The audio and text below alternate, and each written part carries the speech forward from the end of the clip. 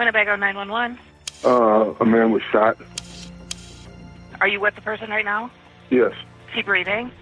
Yes. Okay. Where is the assailant? Somewhere in the house. Okay, is it male, female? Female. For a woman accused of murdering her boyfriend in Menasha. Killing happened in February in Menasha. The court commissioner set bond at $1 million for Catherine Chesky, the woman accused of shooting and killing her 71-year-old boyfriend at their Menasha home last week. And found 54-year-old Catherine Ann Chesky guilty of first-degree intentional homicide. I shot somebody. I have a whole lot more blood on me. He was my second shot at love. He's not dead. He can't be dead. Oh my God, no!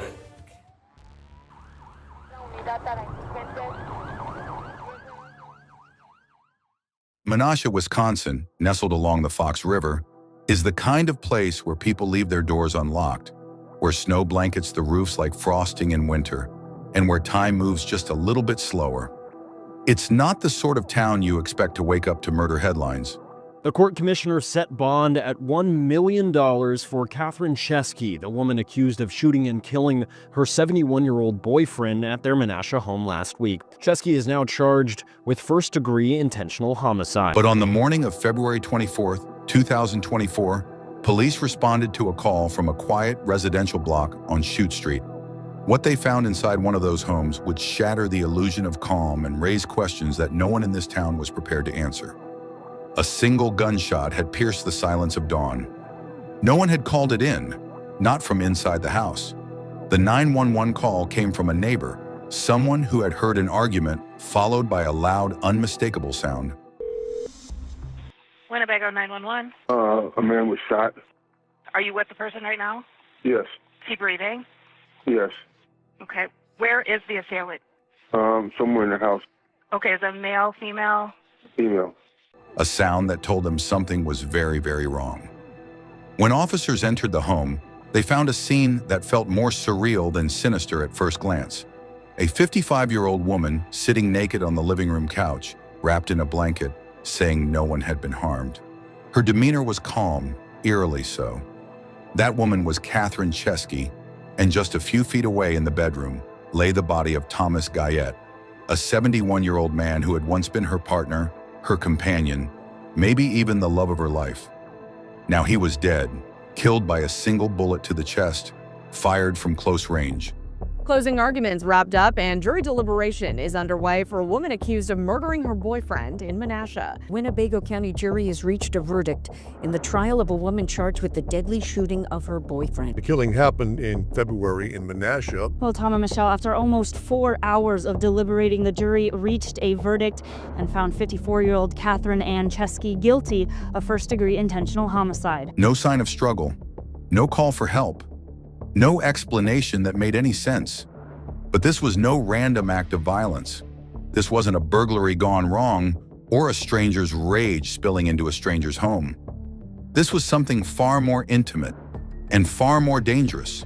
The kind of danger that brews behind closed doors and builds slowly, day after day, until one morning it explodes. Neighbors had seen the cracks, frequent yelling, late-night arguments, slamming doors, but no one expected it would come to this. A domestic disturbance? Maybe. But murder? Not here. Not from Catherine, who often kept to herself. Not from a woman who now claims she was legally blind and unable to shoot a target even if she tried. But nothing about this case was as it seemed. Catherine would go on to offer multiple versions of the same story, none of them consistent. First, she claimed the gun simply went off as she tried to take it from Thomas. Then, she suggested that maybe Thomas shot himself. Later, she mentioned her deteriorating vision, saying she couldn't have possibly aimed, and all the while the evidence was piling up. Gunshot residue on her hands. No sign of forced entry. An audio recording, nearly an hour long, of the final argument between them. Words that cut deeper than any weapon, painting a picture of a toxic, volatile relationship that had been spiraling for years. The case was a ticking time bomb. Prosecutors would eventually argue that this wasn't a momentary lapse in judgment. It was a premeditated act, a final eruption after years of emotional warfare. But the defense had their own version of the story. Catherine, they said, had been emotionally abused, berated, and beaten down over time. The shooting, they claimed, wasn't murder. It was a reaction, a breaking point. I took the gun away from him. Okay, well, I went in the bedroom and I took the gun away from him. How could he be dead? I took the gun away from him. I heard the gun go off and I took it away from him and I took it in the living room.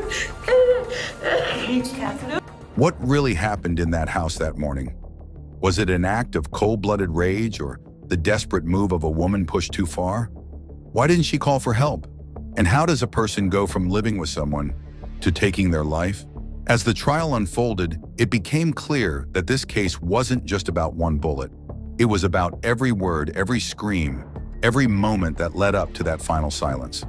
A silence so thick it could only be broken by a single sound, the echo of a gunshot. This is the story of Thomas Guyette, the man who died, of Catherine Chesky, the woman who stood accused, and of the fragile line between love and loathing, one that once crossed can never be uncrossed. Stay with us, because nothing about this case is simple, and the truth, well, the truth might be the darkest thing of all. In every town, there are stories whispered behind curtains, relationships that seem strained, couples who argue too loudly, too often. On the surface, they're just another couple navigating the complexities of life. But behind closed doors, something darker brews. For Thomas Guyette and Catherine Chesky, their relationship was a slow descent into emotional chaos, marked by volatility, mistrust, and conflict that had been simmering long before that fatal February morning. Thomas A. Guyette, 71, had lived in Menasha, Wisconsin for many years. To most who knew him casually, he was quiet and kept to himself. He wasn't particularly social, but neither was he a recluse. He had a small circle and, by all accounts, lived a relatively low-key life. Age was catching up with him, but he still maintained a sense of independence and a sharp temper that neighbors occasionally overheard during his spats with Catherine. Catherine Ann Chesky, 55, had her own set of challenges. She had been legally blind for several years, something she often cited in moments of frustration or defense. She was unemployed and had a reputation for being emotionally volatile. Her relationship with Thomas was her primary anchor to the outside world, but that anchor seemed to drag rather than steady her. Friends and neighbors knew little about her life before she met Thomas, but what they saw after they started living together painted a troubling picture. The pair shared a residence on Chute Street in a modest two-story home divided into units. Catherine and Thomas occupied the upper level. From the beginning, their cohabitation was marked by tension. Neighbors often reported raised voices, banging furniture, and arguments that echoed through the walls at all hours of the night. There were moments of quiet, yes, but they were always temporary. The underlying instability of their relationship never truly went away.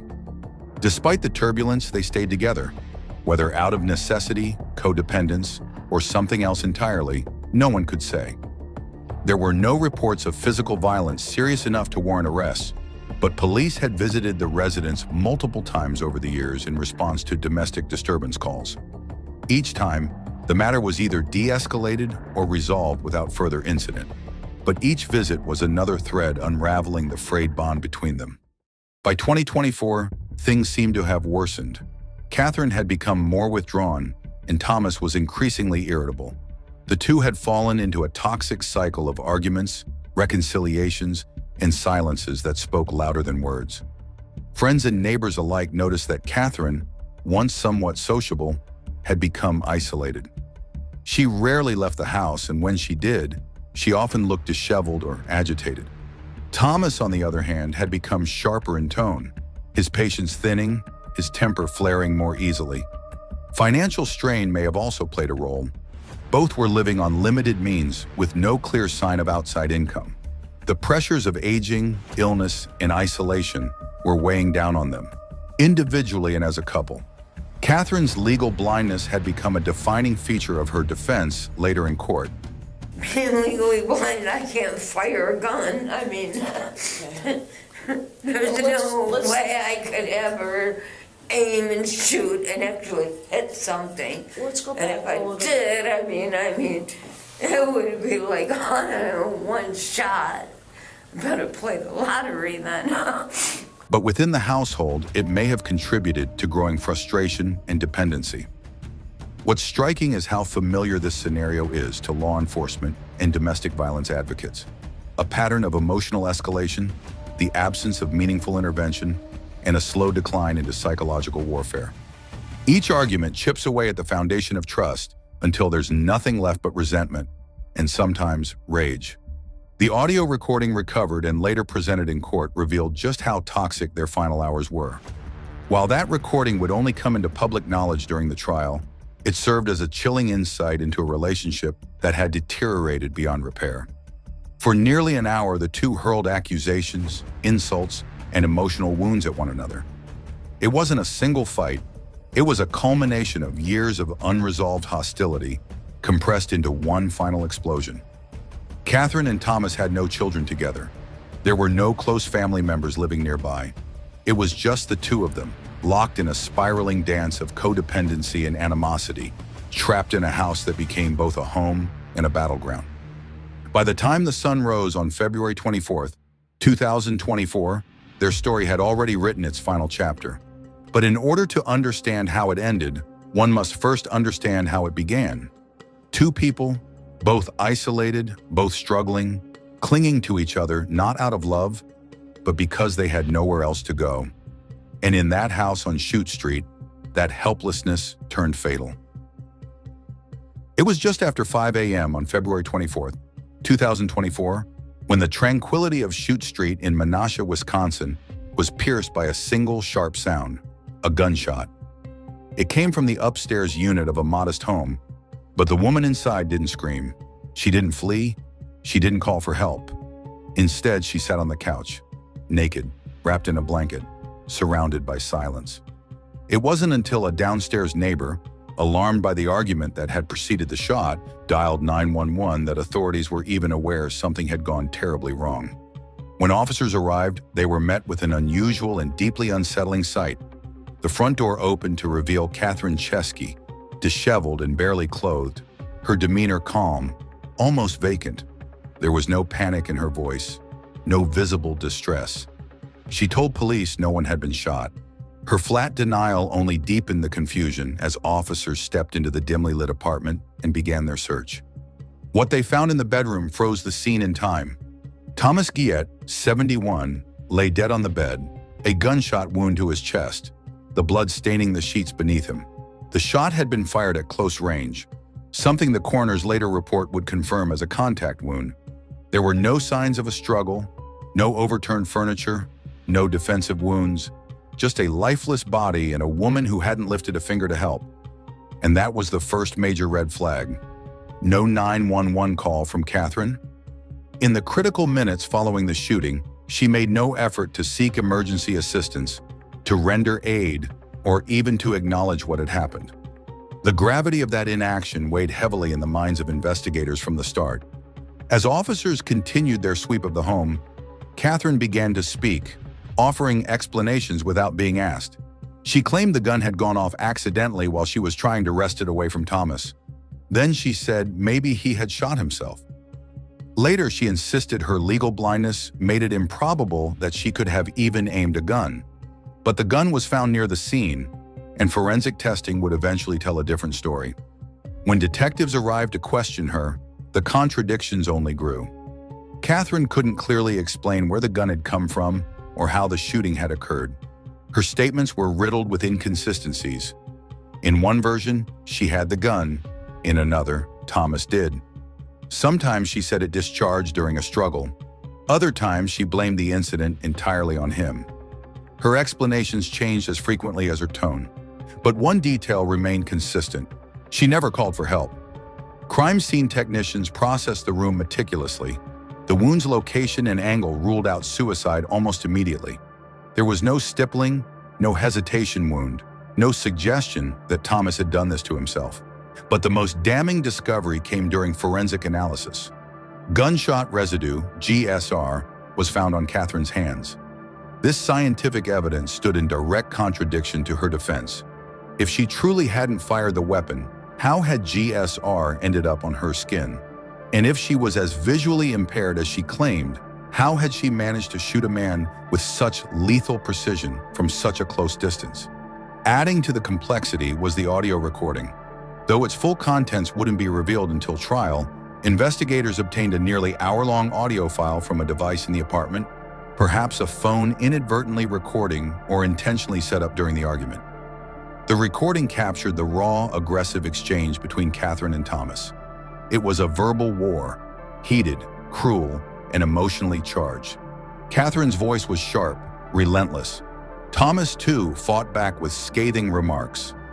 It was not a moment of passion, it was a culmination of rage. What had started as another argument between two people stuck in a cycle of resentment ended with a gunshot and a corpse in a bedroom.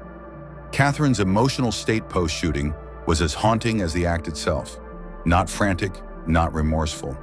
Just still. In that moment, investigators weren't just trying to piece together a crime. They were trying to unravel the psychology of a woman who had spent the minutes after a man's death sitting silently, offering no help, no apology, no answers. The facts were growing more undeniable by the hour. The physical evidence, the contradictions in Catherine's account, and her unnerving calm in the face of tragedy all painted a chilling portrait. Whether out of rage, fear, or something far more sinister, Catherine Chesky had pulled the trigger.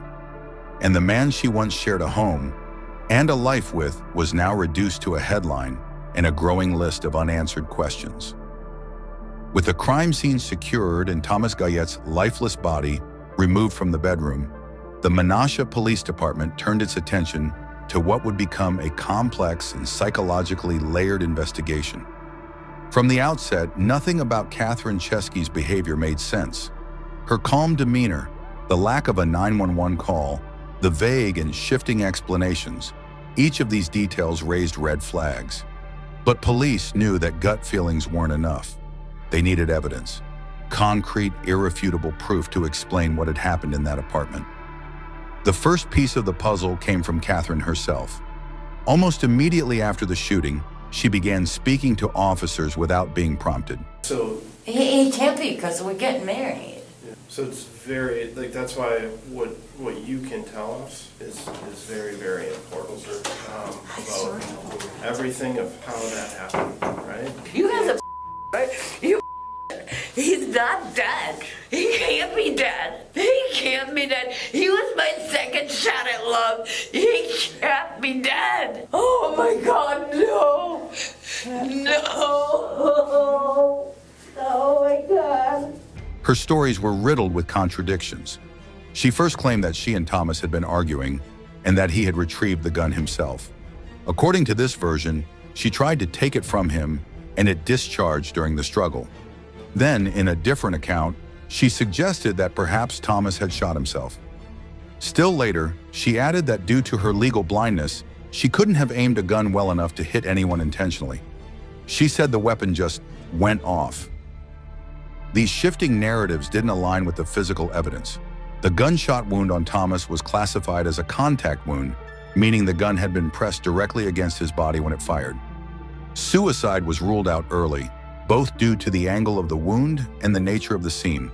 The position of the body, the blood spatter, and the location of the gun all suggested that someone else had pulled the trigger and done so from extremely close range. Then came the forensic results. Gunshot residue, GSR testing, was conducted on both Catherine and the surrounding area. The results were damning. GSR was found on her hands, a key indicator that she had discharged a firearm or been in very close proximity when the gun was fired. While Catherine tried to argue that GSR could transfer through other means, such as touching the gun after it had been fired, investigators were not convinced, especially when combined with her failure to call emergency services and her inconsistencies. Another key discovery came from a downstairs neighbor who reported hearing an hour-long argument leading up to the gunshot. That neighbor also provided information that led to the recovery of a recorded audio file from a device inside the home. likely a smartphone that had either been intentionally set to record or captured the incident accidentally. The contents of that recording would become central to the prosecution's case. Though the full tape wasn't released to the public during the investigation phase, police reviewed it extensively. The recording painted a picture of a toxic, emotionally volatile relationship that had spiraled far beyond typical domestic disputes. The voices of Catherine and Thomas could be heard escalating into vicious accusations, demeaning language, and increasingly aggressive exchanges. Catherine was reportedly heard shouting, crying, and threatening, while Thomas responded with equally harsh verbal attacks. It was a verbal war that had clearly been fought many times before, but this time it ended with a gunshot. The emotional content of the audio wasn't the only damning element. There were no signs of self-defense injuries on Catherine, no bruising or indications that she had been physically attacked prior to the shooting. In fact, there were no visible signs that Thomas had even attempted to harm her that morning. That, coupled with her post-incident inaction, no attempt to revive him, no emergency call, not even a plea for help, strengthened the argument that this wasn't a moment of accidental chaos, but rather an intentional act carried out in the heat of rage.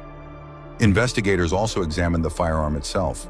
The gun was legally owned by Thomas, but it was found near the scene, within easy reach of where Catherine had been located. Ballistics confirmed it as the weapon used in the shooting. There were no signs of misfire or malfunction. The gun had operated exactly as it should, and there was no physical evidence suggesting that it had discharged by accident.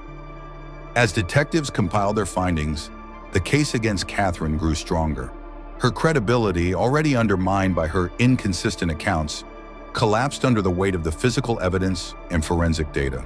Though she insisted she had never meant for anyone to get hurt, her actions told a different story. And the deeper investigators dug into the relationship between her and Thomas, the more it became clear that this was not a one-time outburst. It was the tragic crescendo of years of unchecked dysfunction. By the time the case was handed over to the district attorney, the pieces had formed a grim but coherent narrative. Catherine Chesky had shot and killed Thomas Guyette, and while she might have seen herself as a victim of verbal abuse and emotional torment, the law saw something else: a woman who had chosen silence over accountability and who would now face the full weight of justice. By December 2024, nearly 10 months after the fatal shooting of Thomas Guyette, the case of Catherine Chesky entered the courtroom, dragging with it layers of emotional baggage, conflicting narratives, and a community still trying to understand how a relationship had spiraled into deadly violence. The courtroom in Winnebago County became the final battleground between two versions of the same story, one told by the prosecution, sharp and fact-based, and the other by the defense, raw with emotion and laced with claims of long-term abuse.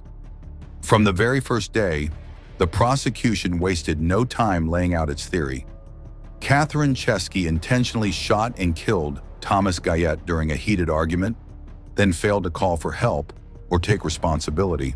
They framed her actions not as a momentary lapse or accident, but a massive overreaction, a deliberate decision made during an emotionally charged confrontation. Prosecutors walked the jury through the forensic evidence, highlighting the gunshot residue on Catherine's hands, the close contact nature of the wound, and, most damningly, her failure to call 911 after the shooting. They played the nearly hour-long audio recording of the argument leading up to the shooting. The courtroom fell silent as jurors listened to the chaos unfold in real time. The voices of Catherine and Thomas could be heard, sharp, bitter, and emotionally raw. The prosecution used this as a cornerstone of their argument. This wasn't an isolated incident.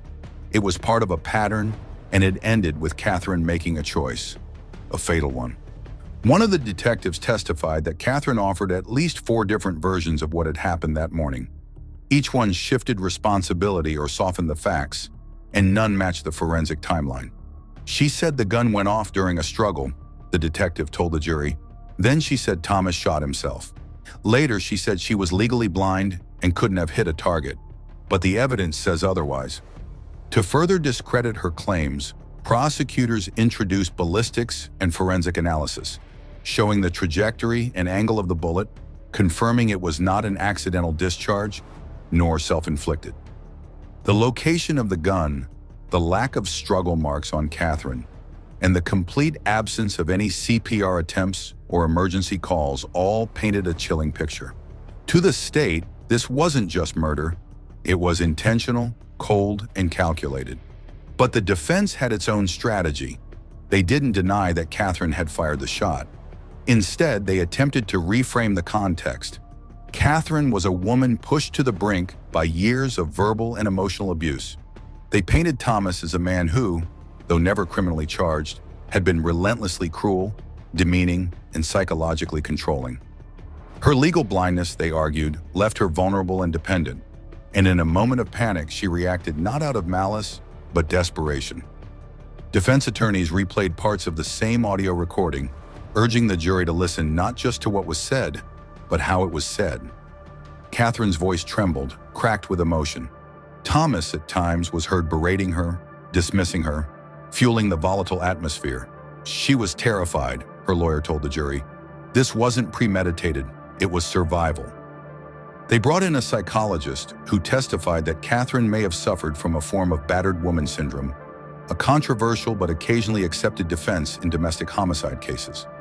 The doctor explained how chronic emotional abuse can erode judgment, trigger hyperreactivity, and create a distorted sense of reality during moments of extreme stress. Still, the prosecution responded forcefully. If she was terrified, why didn't she call for help afterward? The district attorney asked. Why didn't she try to save him? Why sit on the couch, silent, while a man lay dying in the next room? The question lingered, unanswered. Catherine did not take the stand. Her defense team feared that under cross-examination, her conflicting stories and calm demeanor might work against her. Instead, they let the arguments and testimony speak for her. But in the end, the jury wasn't swayed. After less than 2 days of deliberation, the verdict came in, guilty of first-degree intentional homicide. As the sentence was read, Catherine showed little emotion, just a slight nod, as if she had already accepted her fate. The courtroom remained still, the weight of the decision heavy in the air. The woman who once shared a home with Thomas Guillet would now spend decades behind bars for his murder. The case wasn't over yet. There would be motions, an appeal, and a restitution hearing still to come. But the trial had delivered its final judgment. The truth, the jury decided, was simple.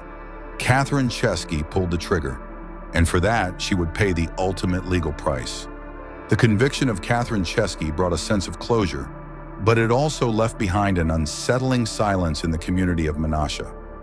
On February 18, 2025, nearly a year after the murder of 71-year-old Thomas Guillet, Catherine stood before the court to hear her sentence. Life in prison with the possibility of parole after 30 years. She was 55 at the time. The courtroom remained still as the judge delivered the sentence, denying the defense's request to stay the judgment while they pursued an appeal. It was a clear and final declaration. This was no accident, no momentary loss of control. It was murder. The judge highlighted not just the act itself, but Catherine's chilling lack of response afterward. The fact that she never called 911, never tried to help, never expressed remorse. Her silence had spoken louder than any defense could muster. The prosecution reminded the court of the audio recording, the gunshot residue, and her many conflicting statements, all pointing to deliberate intent. For those who knew the couple, the sentence was heavy but necessary. Neighbors had heard their arguments for years but never imagined it would come to this. In a house where shouting had once been routine, now there was only the echo of what had been lost. A restitution hearing was scheduled for March 4th, 2025, though no monetary figure could ever compensate for the life that was taken. There was no large public outcry, no national attention.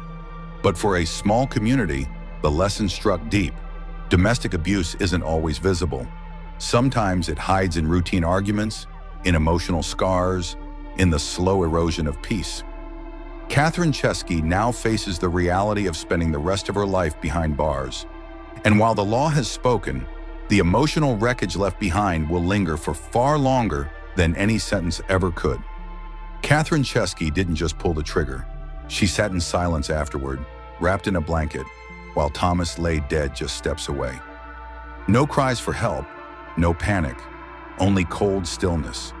And that eerie stillness may haunt those who followed the case more than the violence itself. This wasn't a story of a sudden breakdown or a one-time mistake. It was a crescendo of unresolved conflict, dependence, and bitterness. The emotional abuse Catherine claimed to endure may have been real. The dysfunction between them may have been mutual. But the court determined that none of it justified ending a man's life. Now she serves a life sentence in a state facility where her world has shrunk to a cell and routine. Her name has become synonymous with betrayal in Menasha, while Thomas has become a symbol of a fate no one expected. A man dying in silence, not from a stranger's malice, but from domestic rage. This case leaves behind uncomfortable truths. That emotional abuse can escalate into fatal outcomes. That victims don't always look like victims. That perpetrators aren't always monsters in the dark, but sometimes people hiding in plain sight. Let this story be a reminder. What happens behind closed doors can destroy lives. And if we ignore the signs, we risk waking up one day to a silence that says everything. If you found this story insightful, disturbing, or thought-provoking, like, share, and subscribe for more true crime stories that uncover the unsettling truths we too often overlook. Because sometimes the quietest houses hide the loudest tragedies.